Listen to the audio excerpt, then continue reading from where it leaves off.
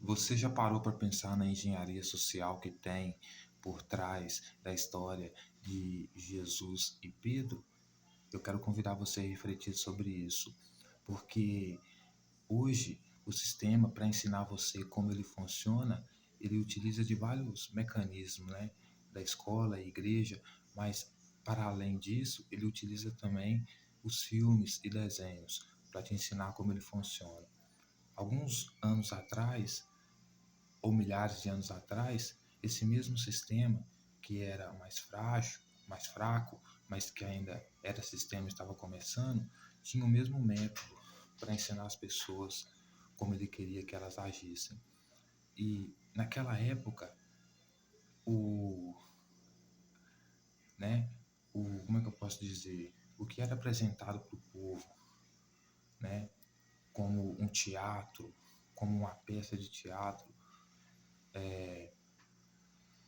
para ensinar o povo como o povo deveria agir, era a Bíblia, né, por meio dos sacerdotes. Então, o que a história de Jesus e de Pedro queria dizer no emocional, no inconsciente do camponês que eu via? Vamos construir a história de Jesus aqui, Pedro, para vocês entenderem a influência que ela tinha no pensamento do camponês. Então você tinha Jesus, que se julgava como filho de Deus, herdeiro, salvador, certo? De todas as riquezas.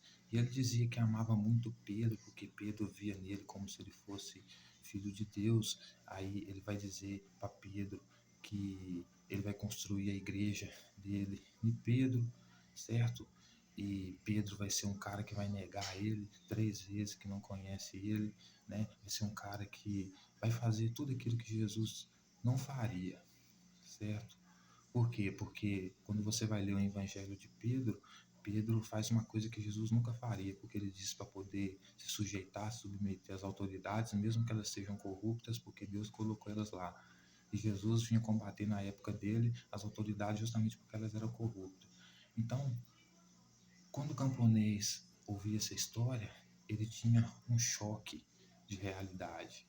Por quê? Porque ele olhava para essa história e via uma história espelhada com a dele, porque ele pensava: eu nasci no mesmo contexto que Jesus, né? Filho de camponês, as pessoas esperam de mim que eu seja rei, esperam de mim que eu seja salvador delas, né? Só que isso aconteceu com um cara há alguns anos atrás que queria fazer essa mesma coisa, né?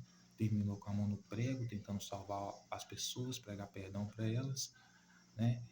E ela tinha um amigo, né? Esse Jesus, ele tinha um amigo que dizia que amava muito ele, mas no final traiu os planos dele, porque Jesus veio combater as autoridades corruptas e o maior amigo e colega dele, Pedro, disse que as pessoas tinham que submeter essas autoridades e amar elas, né?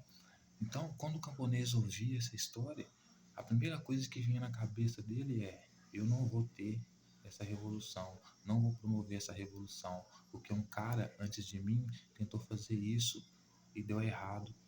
E mesmo que eu tenha um amigo que me apoie hoje e diga que está comigo, que nunca vai me abandonar, isso é mentira, porque já aconteceu antes. Antes, Jesus também tinha um amigo que dizia que nunca ia abandonar ele, que ele era filho de Deus, que o filho esperado, mas na última hora negou ele 3 vezes, jurando que nunca conhecia ele quando ele precisava de testemunho para ser salvo, né?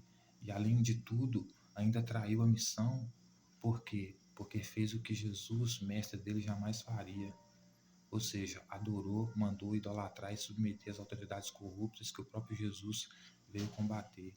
Então, se eu lutar hoje por essas pessoas e morrer por essas pessoas hoje, eu vou acabar igual a Jesus, porque elas vão se submeter à autoridade corrupta e meu nome nem vai ser lembrado. Então, essa história, quando era lida para o camponês, era como um filme passado na frente dele para ensinar para ele o que acontecia com os revolucionários. Então, se isso aconteceu com Jesus ou não, se Pedro existiu, Jesus existiu ou não, não importa. Por quê? Porque é uma engenharia social, um texto, uma metáfora, um filme, né, para poder ensinar para a pessoa sobre um determinado comportamento, a determinada consequência de um comportamento. Então, o camponês que se via no lugar de Jesus, como se fosse Jesus, ouvindo a história de Jesus, ia pensar duas vezes antes de ter uma revolução, de promover uma revolução, de confiar no seu melhor amigo que apoiava a sua revolução, porque assim como ele poderia, como o melhor amigo de Jesus traiu ele poderia ser traído também, certo? E no final das contas, levar o povo que ele estava levando a revolução a adorar justamente aquelas autoridades corruptas. Então ele via por A mais B que não valia a pena fazer a revolução, certo? Então, se existiu ou não, se Jesus existiu ou não, não importa, justamente por quê? Porque o que importa no texto é a engenharia social por trás dele, é o pensamento que realmente existiu, porque quem escreveu expressou um pensamento, o pensamento da época de alguém, da cultura de alguém, de um passado, certo? Isso revela muito sobre engenharia social.